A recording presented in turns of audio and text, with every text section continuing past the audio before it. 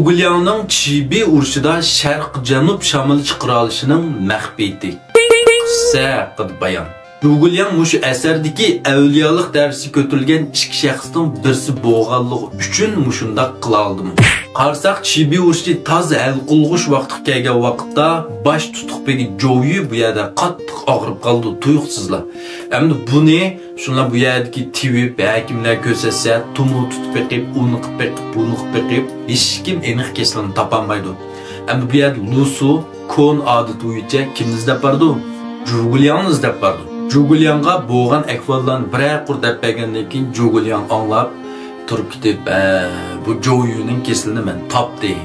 Men davolay olmayman deganki Lusu kulib ketib, voy ko'nglim taqsir, bu tibobatchilikdan xabarlar bormi desa, "Ba, men xotanga chiqib borganman, shu vaqtda o'ginib olgan" deydi. Haqiqatan qoltisganlar ko'nglim desa, ko'nglim bir pochchilar, mening riyosatchilik, jug'rofiya, tibobat, rangvozlik qatorliqlardan bilmaydig'im yo'q deb bo'g'atdi.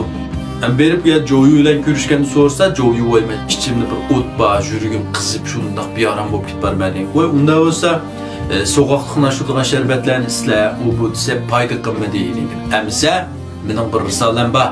Men yozib bir ko'rib baxsla foyda qilib qoladi deydi. Ma'qul. Yankin tövendiki misralarni yozib turdi. O't bilan qilsa hujum, savsav chuqum tapqay zaval, baqqusi nusrat kulib mashriqdan chiqqanda shamol. Joyi buni ko'riblar, "Ey, ko'nglim ras avliyokallar, qoyil bo'ldim men sizga. Mening beshimni qaltirayotgan masala dal mashu. Men bu qitimliq jangda barliq masalalarni o'ylashib, mushu shamolning yo'linishiga e'tibor bermoqman. Haqiqatan bu hozir qish faslida Jangjang daryosida g'arb shamol chiqadi. Sharq-janub shamol chiqmaydi. Navbat bunda bo'lib qolsa, biz bu qitimliq jangda o't bilan hujum qilsak, yengilmaymiz degandan keyin bu yerda ko'nglim to'g'ri. Men o'zlarga sharq-janub shamol chiqarib bersam qanday deylar deganki, voy, sul shamol chiqara olaman. Men o'zim bir iqtidorsiz kishi bo'lsam-mu, cho'loq darak degan yerdan kelgan bir kishi bilan tanishib qolgan. Bu kishining himmatida shamol chiqarib yomg'ir yog'dirishni o'rganib olgan degandan keyin bu yerda Joyi qattiq hayron qilib, ko'nglim bir yordam qilsa deganki, ma'qul deb darhol Lusuga buyurdi. Nanping tig'iga 7 yulduz yasaslar. Bu yerda ko'nglim yüz beribmi, riyosatchilik qildi bu qurilishga. Supa 3 qavat. Her bir qavatda 3 g'ulash, supining egizligi 9 g'ulash, aylanmasi 30 g'ulash, 120 odam tug' alam taqdumbax bilan bu yerni o'rab tursin. Men supit apsun o'qib shamol chiqarib Joyining savsovni mag'lub qilishiga yordam berman. Bu jarayonda nihoyat maxfiy tutilsin, bu yerga hech kim kelmasin deydi. Endi bu yerda Zhugulyan qarsiq shamol chiqarma debli chiqara oldi. En yama yeri bu yerda shamolni 11 ayning 20 kundan 22 kuni tang yo'rug'chi olgan orliq chiqarib bersam deb aniq vaqtini deb biraldi. Qarsak bu gapni anglab Joyimi trang saqib ketdi. Endi bu 7 yulduz pusga kelgandan keyin Lusuning ketkizyapti. Zhugulyan uyuz qoldi. Bu vaqtda Zhugulyanning kiyinishi, yasinishi, qilgan ishlari qarsanglar tariqatchilarga o'xshaydi. Davjavga shunami, mashina ilmitlari quyuq bu yerda. Bu yer gulxo yaqib 3 kun Zhugulyan to'xtamay bir narsani o'qiydi. Endi bu yer Zhugulyanning nima o'qig'ini deyishga bo'lmaydi, bu bir maxfiyatlik shunami. Navod men bunda provotsam, hammanglar kunni shamol chiqarib yomg'ir yog'dirib majoni qalam qilyapsizlar.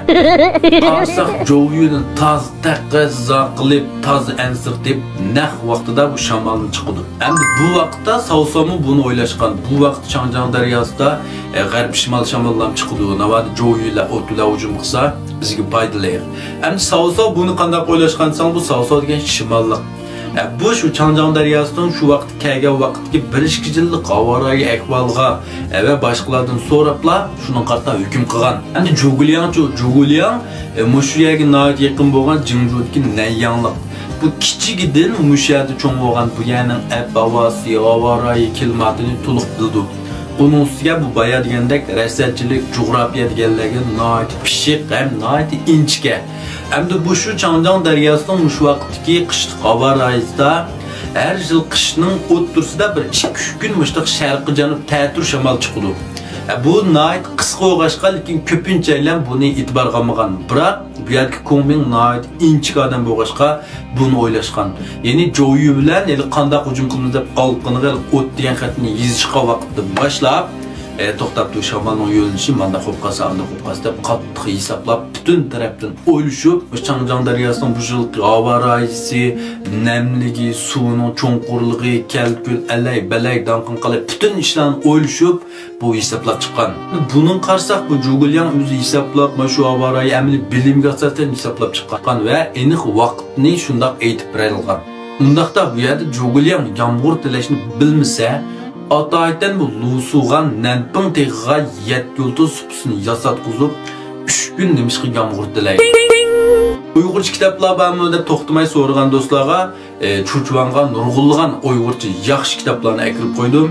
Yoqtirgan do'stlar kirib ko'rib baqsanglar bo'ldi. Yana Xanzuchi kitoblarni qaytib 140 dan ortiq kitoblar bor. Yoqtirgan do'stlar kirib ko'rib baqaysizlar. Rahmat.